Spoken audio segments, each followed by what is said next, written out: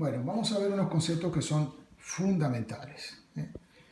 Cuando nosotros tenemos un capacitor cargado y está en presencia de un dieléctrico, que es esto rojo, tenemos que tener en cuenta que hay tres campos eléctricos. Uno, el E sub 0, que es el campo debido a la carga superficial que hay en las placas del propio capacitor. Haya o no dieléctrico, este campo está presente.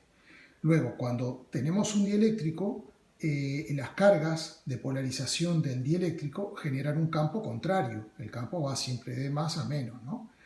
Bien, entonces, como la carga de polarización en el dieléctrico es menor que la carga de las placas, este campo de polarización siempre es menor que el campo E sub 0. Por tanto, habrá un campo en el dieléctrico E sub D que será la suma de estos dos vectores.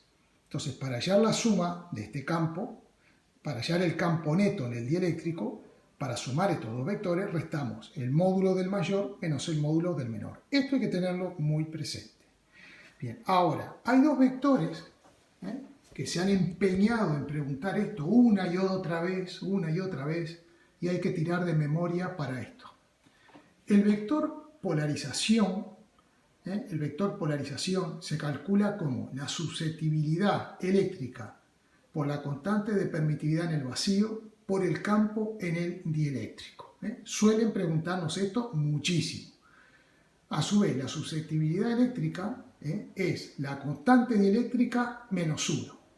Así que me queda K menos 1 por epsilon sub 0 y tenemos que tener presente que el campo en el dieléctrico siempre es el campo E sub 0 partido entre la constante dieléctrica del capacitor.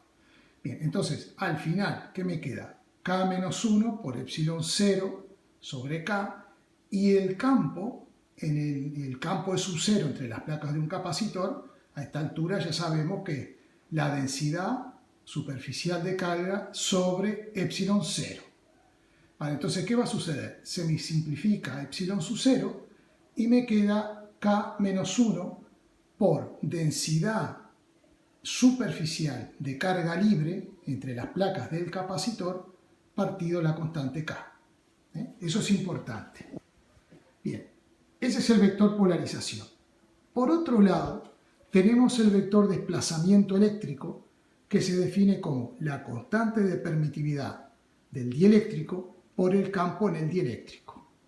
Entonces, aquí estamos planteando cómo calcular el módulo de la polarización y ahora vamos a ver cómo calculamos el módulo del vector desplazamiento dieléctrico. Bueno, otra vez volvemos a escribir que el campo en el dieléctrico es E sub 0 sobre K y E sub 0 es densidad lineal, densidad superficial de carga entre epsilon 0, todo dividido entre K. Simplificamos y ¿qué nos queda?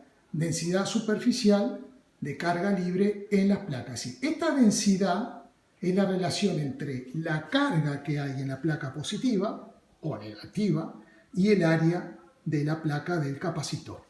Bien, por otro lado, tenemos que la carga de polarización en el dieléctrico, es decir, me refiero a esta carga o a esta, la carga de polarización en el dieléctrico siempre es la carga libre por 1 menos 1 sobre K.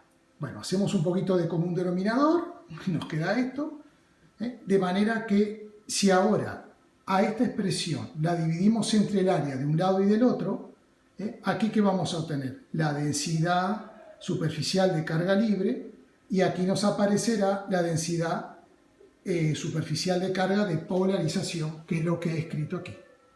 Bien, con esta relación volvemos arriba a la polarización y vamos a sustituir donde dice densidad de carga libre por esta expresión. Sustituimos por esa expresión y ¿qué nos queda? Que el vector polarización al final es la densidad superficial de carga de polarización.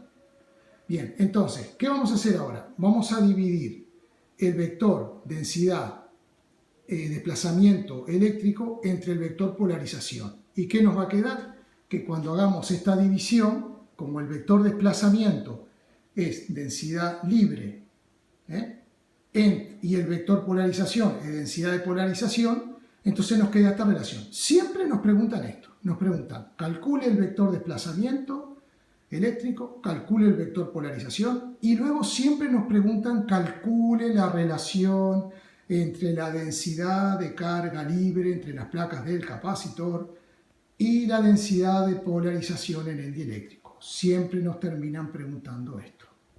Siempre.